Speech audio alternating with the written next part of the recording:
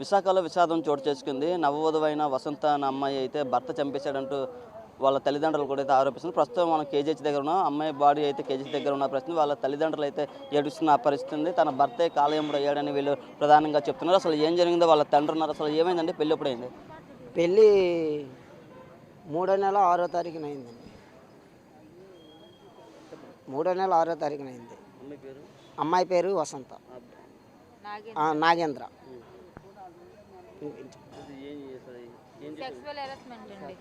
Sexual harassment, అత్త torture అన్నీ ఎక్కువగా ఉన్నాయి. నిన్న సాయంత్రం మాకు ఫోన్ చేసింది, మాట్లాడింది వాళ్ళ బావతోని. ఏం గొడవ పడ్డారో తెలీదు. 9:38కి మాకు కాల్ చేసి మెసేజ్ చేసింది తను ఏ ట్యాబ్లెట్లు వాడుతున్నాడో. మేము ట్యాబ్లెట్లు చూసేసరికి మాకు 10:38 కల్లా ఫోన్ వచ్చింది. బాగోలేదు, చచ్చిపోయింది, అప్పటికే చచ్చిపోయిందని చెప్పలేదు. బాగోలేదు, హాస్పిటల్కి తీసుకెళ్ళాం, అర్జెంటుగా రండి అన్నారు. మేము రాము, ఇప్పుడు తెల్లవారు వస్తామన్నాము.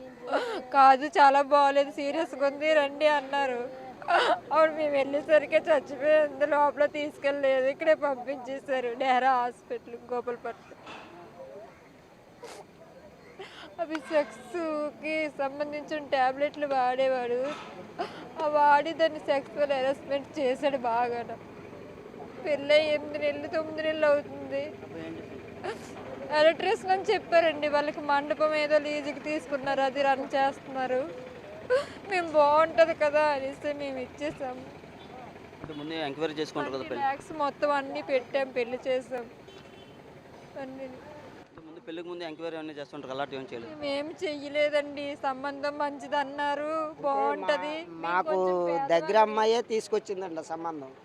మాకు దగ్గర అమ్మాయే తీసుకురావడంతో ఆవిడేమో ఏం చెప్పిందంటే మంచివాళ్ళు, కుటుంబీకులు చాలా మంచివాళ్ళు, ఉన్నవాళ్ళు, చేయని వాళ్ళు, గవర్నమెంట్ వాళ్ళు అందరూ చాలా మంచివాళ్ళని ఆవిడ చెప్పడంతో మేము మరి ఇంకా మన పిల్ల మనకి సంబంధం తీసుకొచ్చినప్పుడు మనకు తప్పుడుగా చెప్తుంది ఏంటనేసి మనం నిర్ణయం తీసుకున్నాం తప్ప, అంతేగాని మేము తప్పుడుగా ఆవిడ మీద మనం నిర్ణయం తీసుకోలేదు. ఆ తప్పుడుగా నిర్ణయం తీసుకోవడం వల్ల మనం ఎంక్వైరీ చేయకపోవడంలో ఈరోజు ఈ విషాదాన్ని చోటు చేసుకున్నాం. మొదటి నుంచి ఇలాగే జరుగుతున్నా ముందుగా 1 మంత్ వరకు బాగానే ఉన్నారండి. 1 మంత్ వరకు మాకేం తెలీదు. 1 మంత్ నుంచి మా చెల్లి చెప్తుండేది, మేమే మా చెల్లినే తిట్టివారు. ఈ రోజుల్లో ఇలాగే ఉంటుందమ్మా, కొంచెం అడ్జస్ట్ అయ్యి ఉండాలి, మారుతారు వాళ్ళే మారుతారు అని చెప్పేవారు. మేమే అడ్జస్ట్ చేసి అలా మార్చి పంపించేవారు. అలాగే మొన్న కూడా వచ్చింది, 1 వీక్ ముందే వచ్చింది. నచ్చ చెప్పి పంపించాం. నచ్చ చెప్పి పంపిస్తే వెళ్ళింది. పాపం మా మాట కొట్టకన్నా, ప్రతిసారి మా మాట కొట్టకన్నా వెళ్ళింది. ఈసారి తిరిగి రాలేదంతే, అమ్మాయి తిరిగి వచ్చింది. వాళ్ళు ముందే వార్నింగ్ ఇచ్చారు మా అమ్మకి, మళ్ళీ ఇదే రిపీట్ అయితే అమ్మాయి మీ ఇంటికి వస్తుంది అన్నారు. అలాగే చేశారు. తను మాకు చెప్పేది కానీ మొత్తం డీటెయిల్స్ చెప్పలేదండి. ఇలా అని ఇలాంటి హెరాస్మెంట్ చేస్తున్నాడని చెప్పలేదు. అత్త మంచిది కాదు, అత్త మాట మొగుడు మాట ఒకటని చెప్పేది కానీ ఇలాంటి హెరాస్మెంట్ ఉందని చెప్పలేదు. మాకు రాత్రే తెలిసింది ఇలా వాడుతున్నాడు, ఇలా చేస్తున్నాడని. తను మాకు వాట్సాప్లో పెట్టిండు ఆ ట్యాబ్లెట్లు ఎందుకో చూడండి అని. అప్పుడు మేము చెక్ చేసాము, అంతే, అంతకు మించి ఇంకేం లేదు. చెప్పండి అమ్మ, మీరేమవుతారు? నీ తల్లి నవ్వుతాండ్రు నాయన, నా కూతుర్ని చంపిండ్రు, ఆ దాని తాలి బొట్టుతోనే అని దాన్నే చంపిండ్రు. ఆడు తొంగోలేదని చంపిండు, ఆడు సెక్స్ ట్యాబ్లెట్లు వేసుకొని ఆ కావరం మీద చంపిండు, ఆ బట్టలన్నీ చింపిండు. నేనేడు చెప్తానురా తమ్ముడా. పెళ్ళప్పుడు అది ఎంక్వైరీ చేసుకోలేదా పెళ్ళికి ముందు? ఎంక్వైరీ చేసినాము. ఎంక్వైరీ చేస్తే అందరూ మంచోళ్ళే, అందరూ మంచోళ్ళే, అందరూ మంచోళ్ళు అన్నారు. ఎంత గొంతు కోతురు అనుకోలేదు రో నాయన. మంచోళ్ళు అన్నారు, మన ఊరు పక్క ఊరు, మనకు తెలిసిన వాళ్ళు అనేసి ఇచ్చేసినావు నాయన. ఆ ట్యాబ్లెట్లు ఇచ్చింది అమ్మ, ట్యాబ్లెట్లు వేసుకుంటాండి ఏటియో కానీ అంతే. నేనే సరిగ్గా చెప్పినానమ్మా, మొగోడు కాదేటమ్మ ఏ వేసుకుంటాడు, కాపురం పోంగ కొట్టుకుంటువేటమ్మా అన్నాను. ఆ ట్యాబ్లెట్లు వేసుకుంది, నీకు ఆ మొత్తం ఏడు తెలుస్తుంది అని అడిగింది. నా కూతురు ఎంత నరకం చూసిందో. ఆ మొత్తం ఏడు తెలుస్తుంది అమ్మ నీకు, నేను కాదు పడతాను. వాళ్ళ మాటలు అమ్ముతారు, నా మాటలు అమ్మలేదు. ఈరోజు నమ్ముతామా? నా కూతురు ఉన్నదే వాళ్ళు వెళ్ళిపోతుంది. తెల్లారుజామునే మా అమ్మ కూతురుకు అలాంత పని చేసినారు.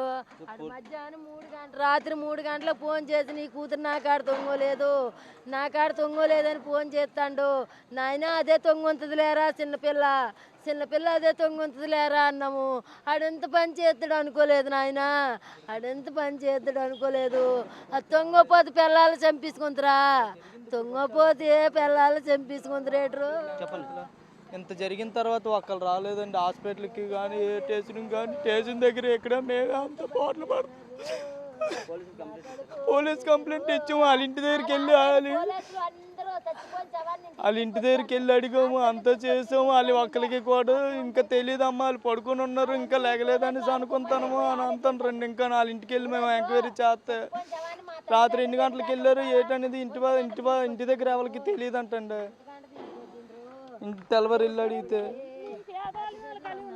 ఏం చేయవాళ్ళం మేము, పేదవాళ్ళం కలిగినంత ఎక్కడ సరిపెడతాం, మేము సరిపెట్టలేపాను. అందరూ డబ్బు కట్టేసి శవాన్ని చుట్టూ ఎవరు లేదు, మేమే అనుభవించుతాను.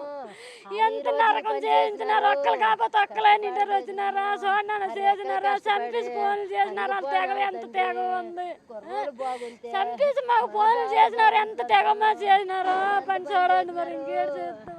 పూర్తిగా అమ్మాయి తాలూకా బంధువులు కానీ పేరెంట్స్ కానీ పూర్తిగా అయితే ఏడుస్తున్న పరిస్థితి ఉంది. పూర్తిగా అయితే భర్త వల్లే మా అమ్మాయి చనిపోయిందని ప్రధానంగా చెప్తున్నప్పుడు పూర్తిగా సెక్సువల్ హరాస్మెంట్తో పాటు పూర్తిగా అత్త కూడా వేధింపులు తాళలేక ముగ్గురు చంపేశారంటూ వీళ్ళైతే ఆరోపిస్తున్న పరిస్థితి. ఈ కేసును ఇప్పటికే గోపాలపట్నం పోలీసులు అయితే దర్యాప్తు చేస్తున్న పరిస్థితి. రెడ్ బడి మాత్రం విశాఖ కేజీహెచ్ మార్చి దగ్గర అయితే ఉన్న పరిస్థితి ఉంది.